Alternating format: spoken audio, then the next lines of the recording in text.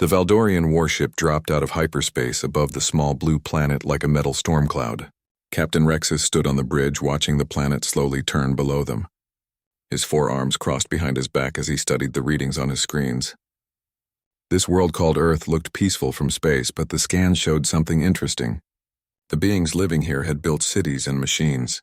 They had learned to fly and split atoms. They were not as primitive as the Empire had first thought. The captain's scales shifted from dark green to lighter yellow as he considered his orders. The High Command wanted specimens from this planet, living ones. They wanted to study these humans and see if they could be useful to the Empire. Most new species fell into three groups. They became slaves, workers, or food. Some became soldiers if they were strong enough. A few became allies if they had something valuable to offer. Rexus doubted these humans would be allies. They were small and soft-looking. Their bones seemed weak and their muscles looked underdeveloped. They had no natural weapons like claws or poisonous spines. They could not even survive in space without machines to help them. But the scanning reports showed something strange about their brains. The neural activity patterns were unlike anything in the Imperial database. The bridge crew worked quietly around him.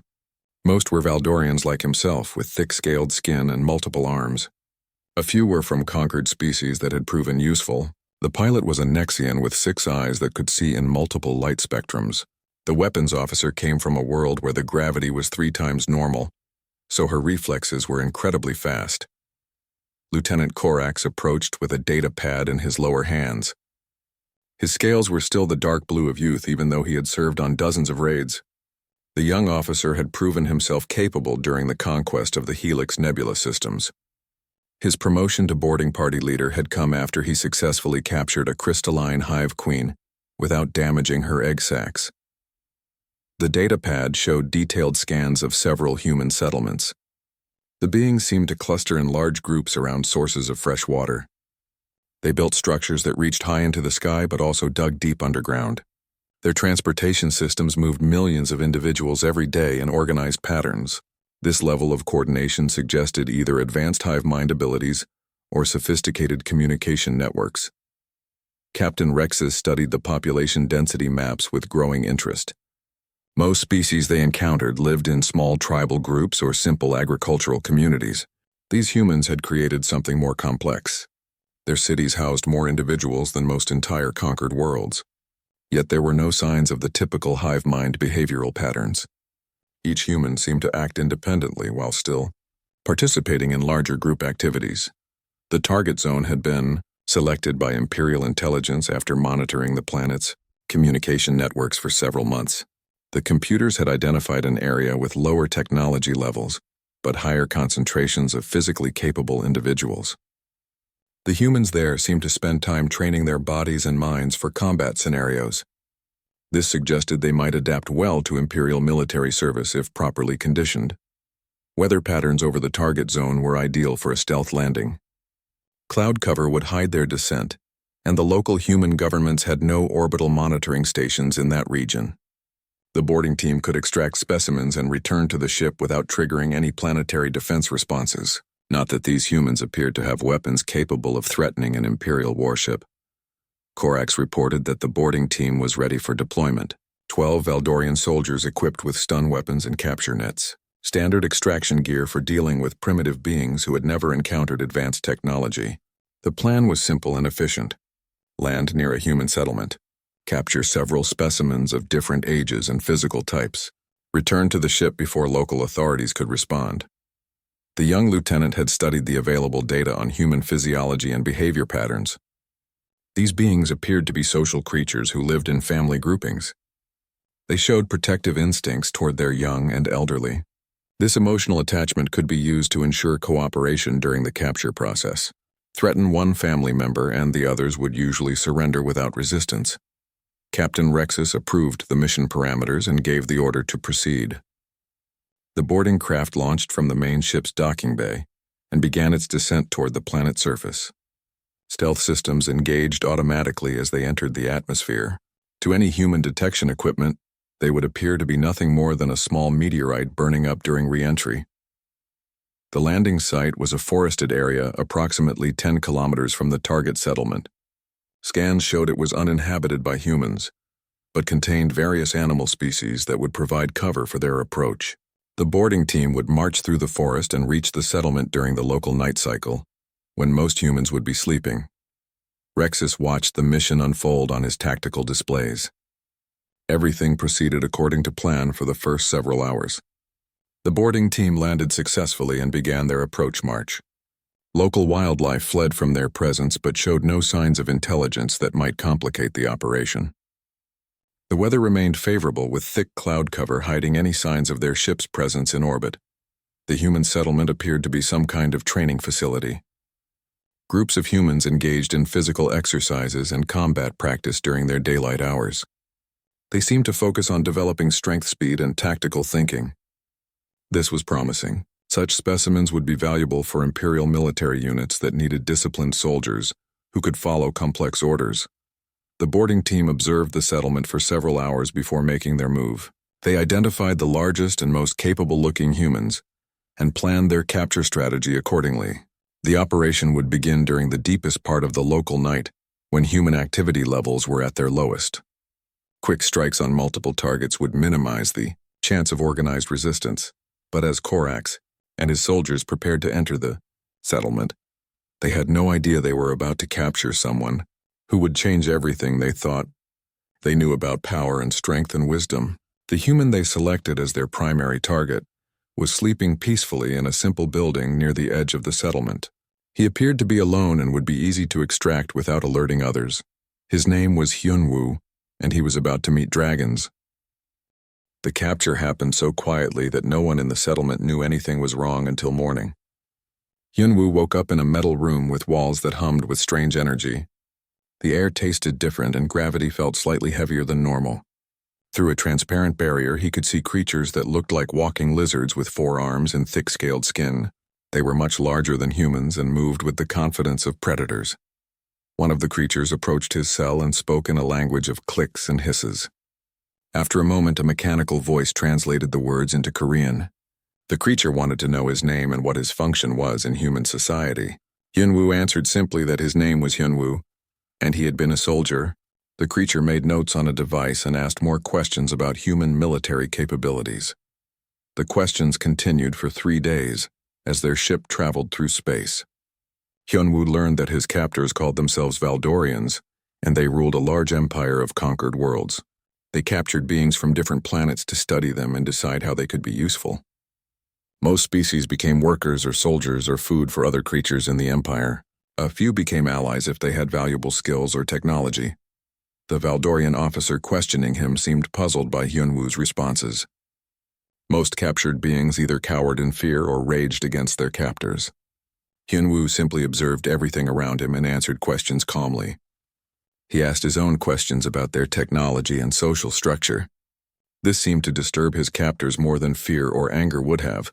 Lieutenant Korax reported to Captain Rexus that the human specimen was behaving strangely. The creature showed no signs of the usual stress responses they expected from captured primitives. Medical scans revealed unusual bone density and muscle fiber structure. The human's brain activity patterns were unlike anything in their databases. Most concerning was his complete immunity to their psychic intimidation fields. The ship's science officer Velcor conducted more detailed examinations of the human. Blood samples showed genetic markers that suggested this species had evolved under harsh conditions. Their bones were dense enough to withstand impacts that would shatter most organic beings. Their muscle fibers could contract with surprising force despite their small size. Their nervous systems processed information in patterns that their computers could not fully analyze. More disturbing was the human's behavior during the examinations. He showed no fear of the medical equipment or procedures. Instead, he studied every instrument and device with obvious intelligence. He asked questions about how their technology worked and what materials it was made from. When they refused to answer, he simply nodded and continued his observations. Captain Rexus decided that this specimen was too unusual for standard processing procedures. Instead of sending it to the slave markets or military training centers, he would present it to the dragon. Lords of Vorthak Prime, the ancient dragons, were the Empire's most powerful allies, and they appreciated unique gifts. They had specific tastes when it came to consuming sentient beings, and this human's unusual properties would make the feeding more entertaining. The Dragons controlled several star systems and commanded fleets of ships crewed by species that served them willingly. Their alliance with the Valdorian Empire was based on mutual benefit rather than conquest. The Empire provided the dragons with interesting specimens to consume, and the dragons provided military support when needed.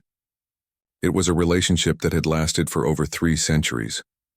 Vorthak Prime was a world of massive stone formations and underground caverns that had been shaped by dragon claws over thousands of years. The planet's surface was marked by enormous structures that served as landing platforms for visiting ships. Deep beneath the surface lay the feeding chambers where the dragon lords entertained guests and consumed offerings. Brought by various species, the journey to Vorthak Prime took 2 weeks, during which Yunwu continued his daily routine of exercises and observations. He had somehow managed to maintain his physical fitness even in the confined space of his cell. The Valdorian guards reported that he seemed to be training for something, though they could not understand what he hoped to accomplish. During his final interrogation session before reaching their destination, Yunwu surprised his captors by asking about the dragons themselves. He wanted to know about their size and intelligence and feeding habits. When told that he was being taken to feed the dragon lords, he simply nodded, as if this information was useful rather than terrifying. The interrogators found this response far more unsettling than screaming or begging would have been. The ship entered orbit around Vorthak Prime, and Captain Rex is prepared to present his unusual gift to the dragon lords. He expected the feeding to be memorable and entertaining. The humans' strange calm in the face of certain death would provide an interesting contrast to the usual terror displayed by feeding victims. The dragons would appreciate the novelty and remember the captain favorably for future dealings. Messages were sent to the surface, announcing their arrival and requesting an audience with the dragon lords. Permission was granted for a formal feeding ceremony in 3 days' time. This would allow time for proper preparation and ensure that all 3 dragon lords could attend.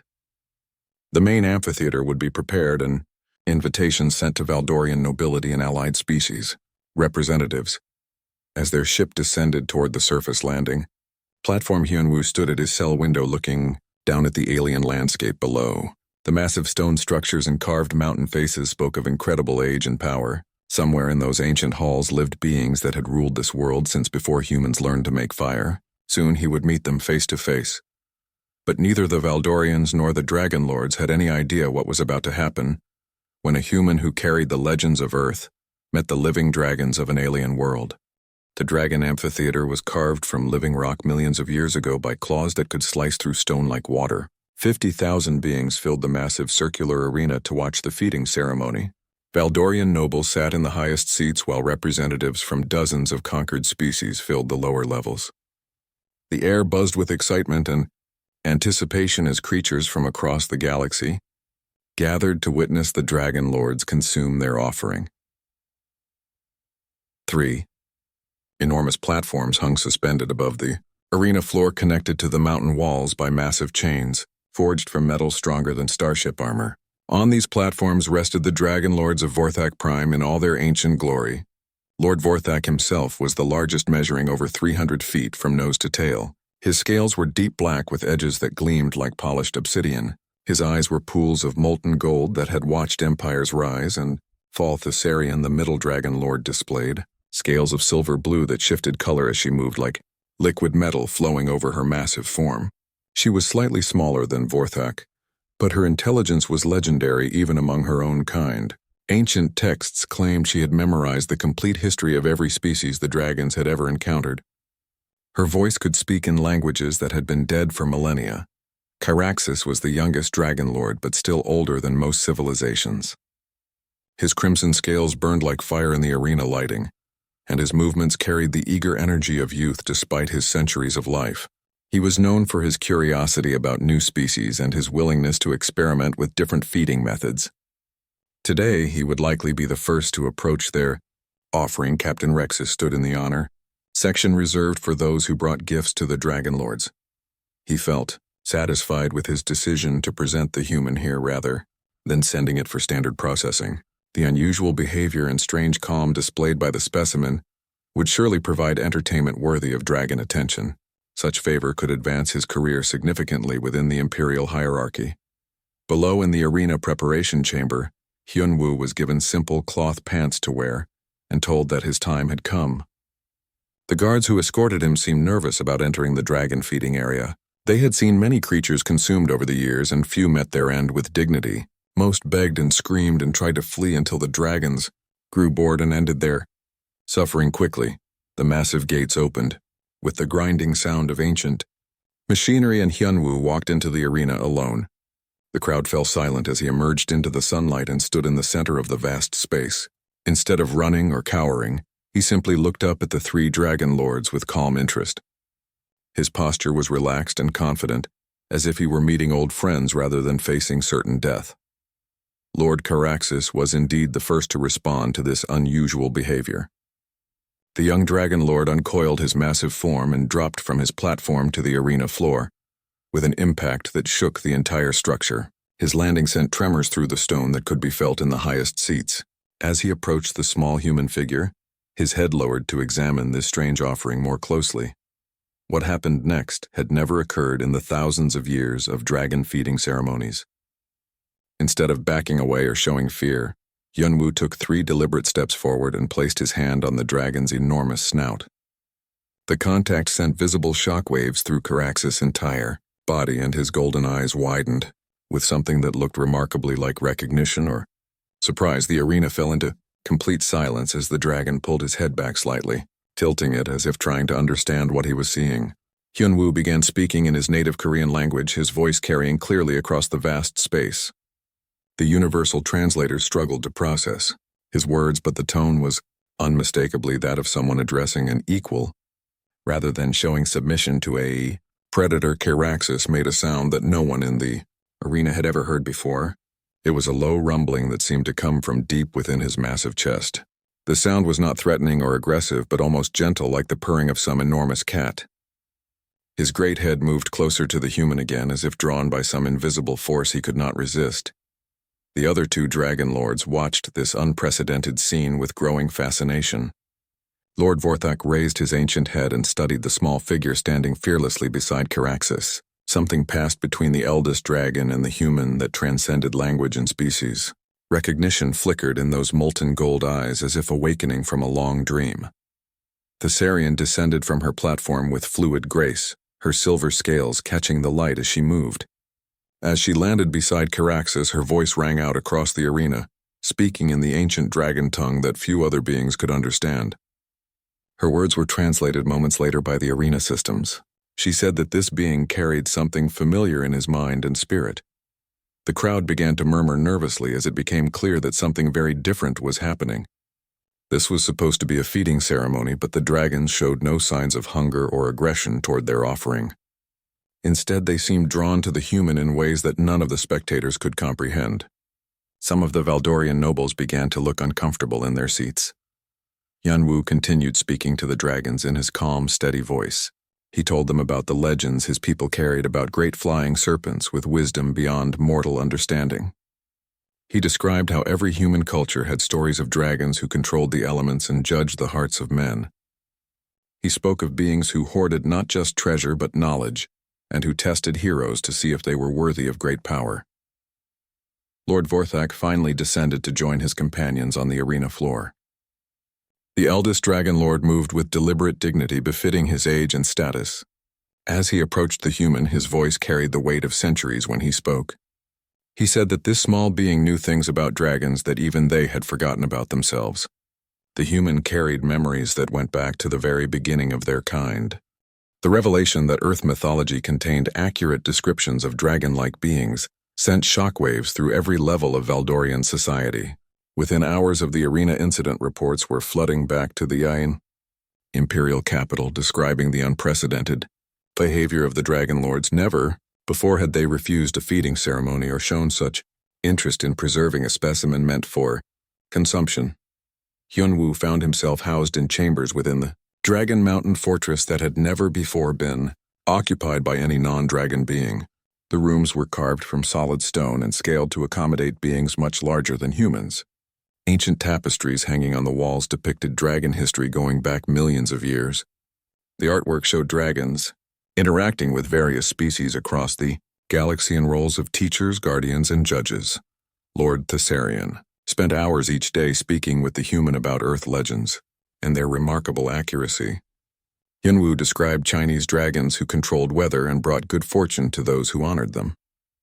He told of European dragons who hoarded treasure and knowledge, testing brave knights to determine their worthiness. He spoke of serpent gods from South America, who taught humans agriculture and astronomy. The consistency of these legends, across human cultures that had never contacted each other, fascinated the dragon lords. How could isolated groups of humans all develop similar stories about beings they had never encountered? The only logical explanation was that these memories were somehow embedded in human genetic structure or consciousness. Earth dragons and alien dragons shared common origins that went back to the beginning of intelligent life in the galaxy. Captain Rexus received an urgent summons to explain his actions before a tribunal of high-ranking Imperial officials. The feeding ceremony had been broadcast across Valdorian space, and the images of dragons treating a human specimen as an honored guest were causing widespread confusion and concern. Several conquered species had already begun asking uncomfortable questions about their own status within the Empire. The tribunal demanded to know why Rexus had not followed standard procedures for processing new specimens. His explanation that he intended to honor the Dragon Lords with an interesting feeding sounded weak when compared to the actual results. The sight of Lord Caraxus nuzzling the human like a favored pet had been witnessed by millions of beings across dozens of star systems. Admiral Corvin led the questioning with barely concealed anger. The dragons were acting irrationally, and this human had somehow influenced them using unknown methods. The Empire needed to regain control of the situation immediately, before other species began to think they could challenge Valdorian authority. The Admiral recommended demanding the immediate return of the human specimen for proper interrogation and processing. The response to that demand arrived within 6 hours, carried by a flight of lesser dragons who surrounded the Valdorian capital ship in open space. Their formation was precise and obviously threatening, despite the lack of aggressive actions. Lord Vorthak's message was delivered through direct communication channels in words that left no room for misinterpretation. The human was under dragon protection, and any attempt to reclaim him would be considered an act of war. The implications were staggering for everyone who understood the true balance of power in their region of space. The dragons had never directly threatened the Valdorian Empire before, even during their most heated disagreements. Their alliance had been built on mutual benefit and careful respect for boundaries that both sides understood. Now they were openly defying Imperial authority over what should have been a simple specimen processing matter. What the Empire did not know was that Hyunwoo had been sharing much more than mythology during his conversations with the Dragon Lords. His military background included extensive training in strategy, psychology, and intelligence gathering. Every question he had asked during his capture and transport had been designed to map Valdorian capabilities, weaknesses, and decision-making processes. The dragons found themselves fascinated by human approaches to conflict and problem-solving. Hyunwoo's species had spent thousands of years fighting wars against their own kind, developing increasingly sophisticated methods of tactics and diplomacy. His insights into the psychology of conquest and resistance opened new ways of thinking for beings who had grown comfortable with their position as apex predators. Lord Caraxus was particularly interested in human concepts of asymmetric warfare, where smaller forces could defeat larger ones through superior strategy and mobility. The young Dragon Lord had always relied on overwhelming physical power to solve problems. Learning about guerrilla tactics, psychological operations, and intelligence networks gave him tools he had never considered before. Thessarian absorbed Hyunwoo's knowledge of organizational structures and communication systems with the hunger of someone discovering a new form of treasure.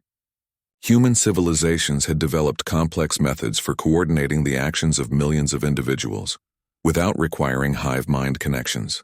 These techniques could be adapted for managing dragon operations across multiple star systems. Lord Vorthak recognized the strategic implications of everything the human was teaching them. For centuries, the dragons had maintained their position through individual power and ancient agreements with other species. But the galaxy was changing, and new challenges required new approaches. This small being from a primitive world was showing them possibilities they had never imagined. The first practical application of human strategic thinking came when the dragons began analyzing Valdorian fleet movements and supply lines. Using techniques Hyunwoo had learned as a soldier, they identified critical vulnerabilities in the Empire's logistics networks. Ships carrying the most brutal commanders could be isolated and eliminated without triggering massive retaliation. 3 Valdorian tribute fleets disappeared without trace or distress signal over the following weeks. The pattern became clear when search and rescue operations also vanished.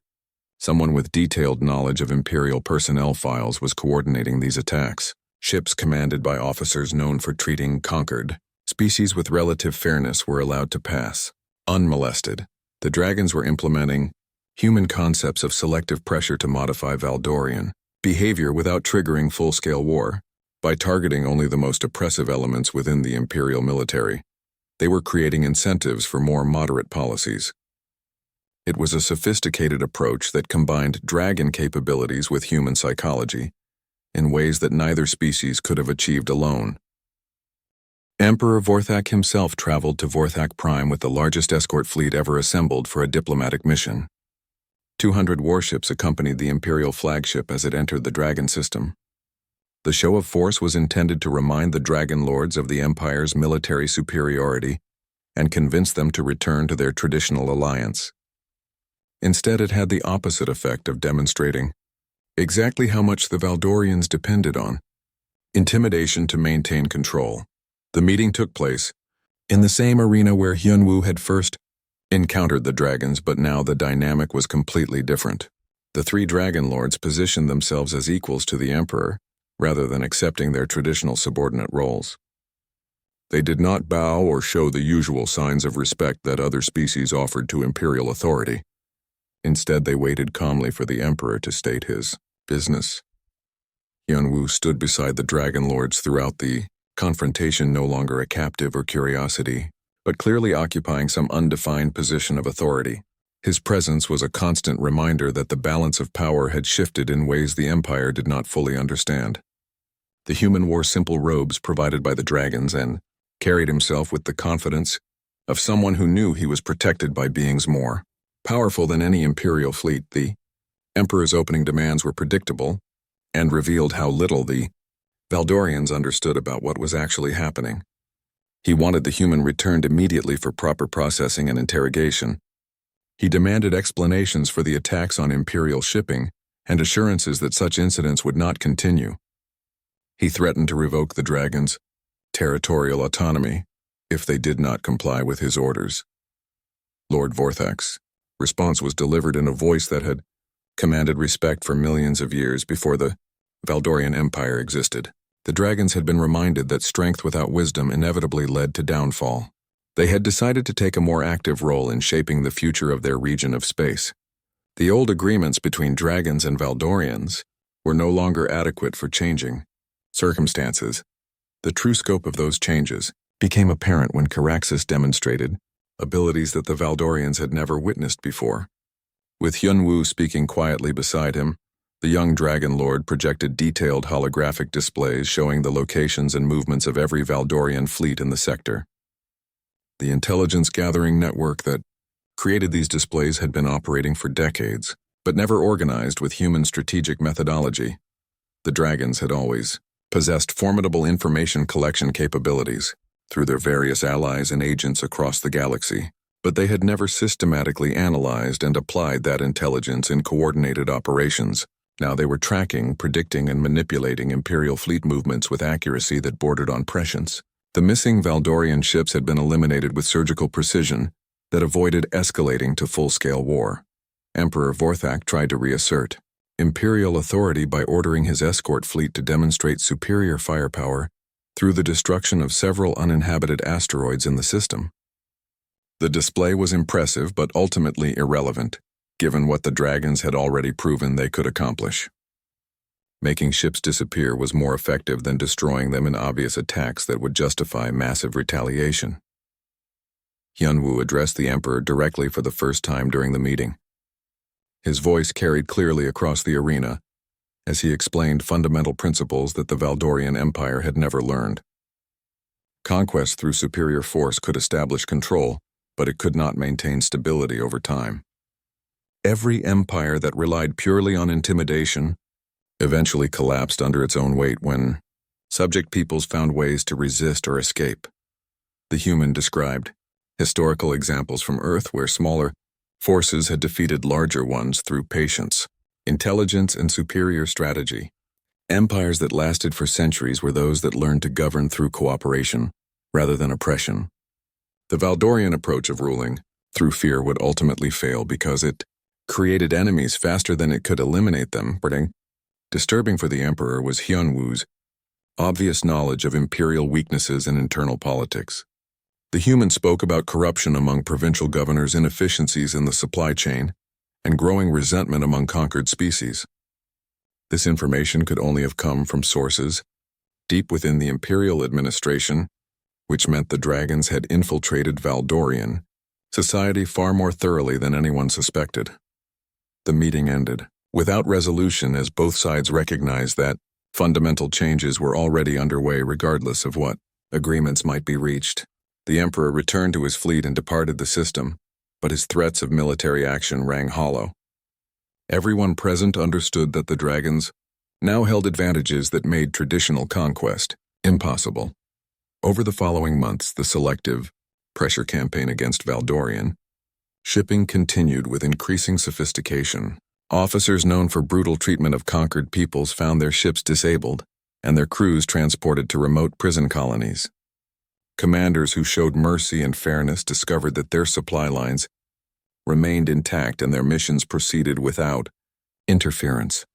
The psychological effect on the imperial military was profound as word spread about which behaviors were being rewarded and which were being punished. Many officers began moderating their treatment of subject species not out of moral conviction, but from simple self-preservation. The dragons were reshaping Valdorian military culture through carefully applied consequences rather than direct confrontation. Reports reached the imperial capital about uprisings among conquered species that showed unprecedented coordination and effectiveness. Rebel groups that had struggled for decades against imperial occupation suddenly had access to advanced weapons and detailed intelligence about enemy movements. What had once been desperate insurgencies became sophisticated liberation campaigns that achieved their objectives with minimal casualties. The pattern was clear to anyone willing to see it. The dragons were not just protecting one human from imperial authority. They were implementing a comprehensive strategy to transform the entire political structure of their region of space. Human concepts of asymmetric warfare, psychological operations, and coalition building were being applied on a galactic scale with devastating effectiveness. Against traditional imperial methods, Emperor Vorthak faced a choice that would determine the future of his empire. He could escalate to full military confrontation against opponents who had proven they could strike anywhere at any time. Or he could accept that the age of conquest through superior force was ending and begin the difficult process of transforming the empire into something that could survive in a changing galaxy.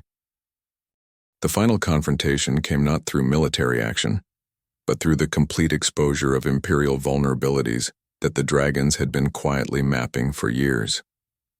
Using human techniques for intelligence analysis, they released detailed information about Valdorian war crimes, corruption, and internal weaknesses to every conquered species simultaneously. The data included evidence of genocide, slavery, and systematic exploitation that had been carefully hidden from galactic oversight organizations. The revelations triggered uprisings across dozens of star systems as conquered peoples realized they were not alone in their suffering.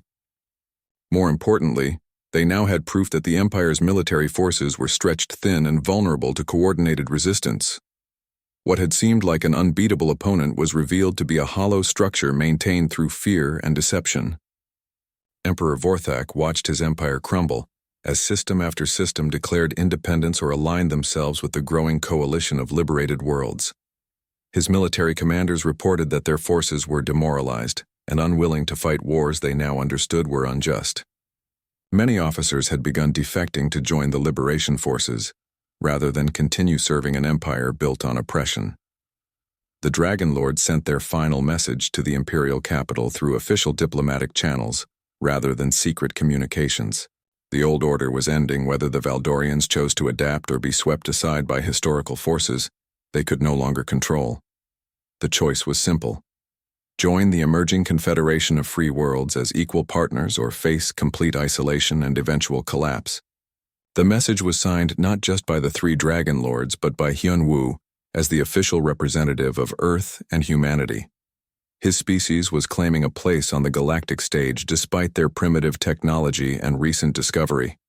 The authority to make such claims came from his unique position as advisor and partner to beings who commanded respect throughout their region of space. Captain Rexus found himself summoned once again to explain his actions, but this time the questions came from a very different Imperial leadership. The old guard of conquest-minded admirals had been replaced by pragmatists who understood that adaptation was the only alternative to extinction.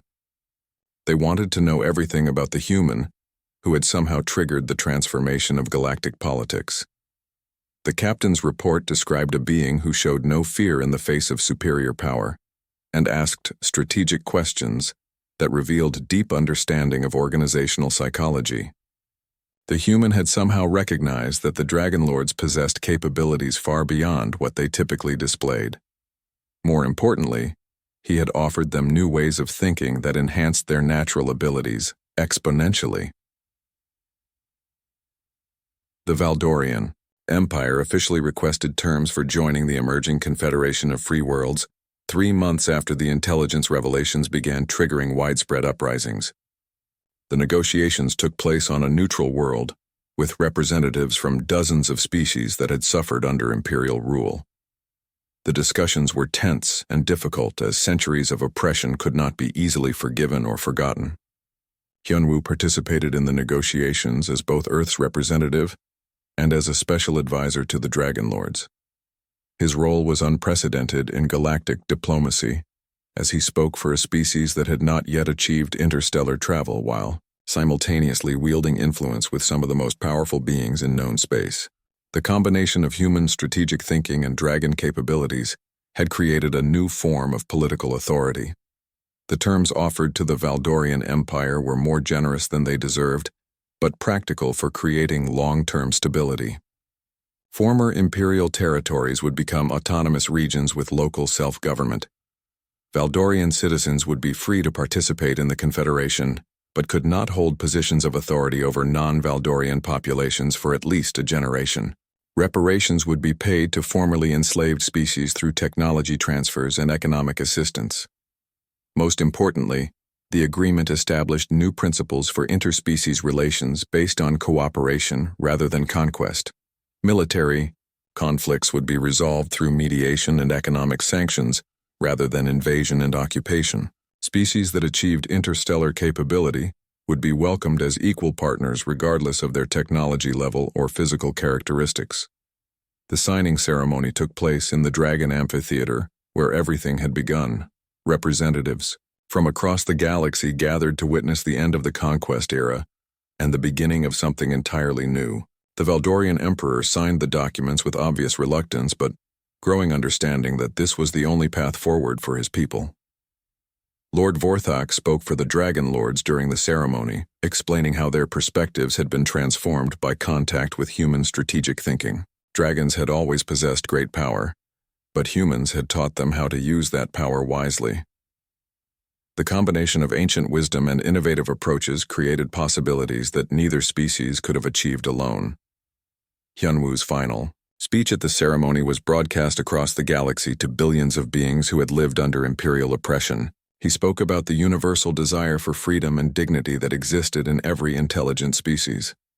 He described how cooperation and mutual respect could create prosperity that benefited everyone rather than just the strongest. His words carried weight because they came from someone who had proven these principles could work even against impossible odds. The transformation of galactic politics took years to complete, but the foundations were established during those historic negotiations. Former imperial colonies became thriving independent worlds that contributed to Confederation prosperity. Valdorian society evolved from a military hierarchy into a more egalitarian culture that valued scientific advancement and cultural exchange. The Dragon Lords maintained their role as elder statesmen and guardians of interspecies law, but now they worked within cooperative frameworks rather than imposing their will through superior power. Their partnership with humanity became a model for how different species could combine their unique strengths to achieve goals that neither could accomplish alone. Earth eventually joined the Confederation as an equal member despite its technological limitations. Human insights into psychology, strategy, and organizational behavior proved valuable across many different contexts.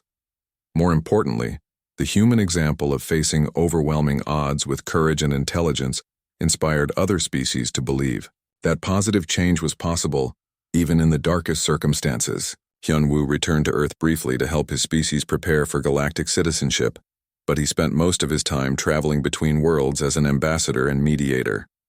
His unique experience bridging human and dragon perspectives made him invaluable for resolving conflicts and building understanding between very different forms of intelligent life.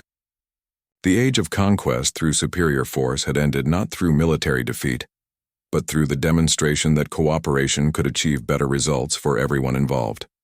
The galaxy became a more peaceful and prosperous place because one human had the courage to reach out and touch a dragon's nose instead of cowering in fear.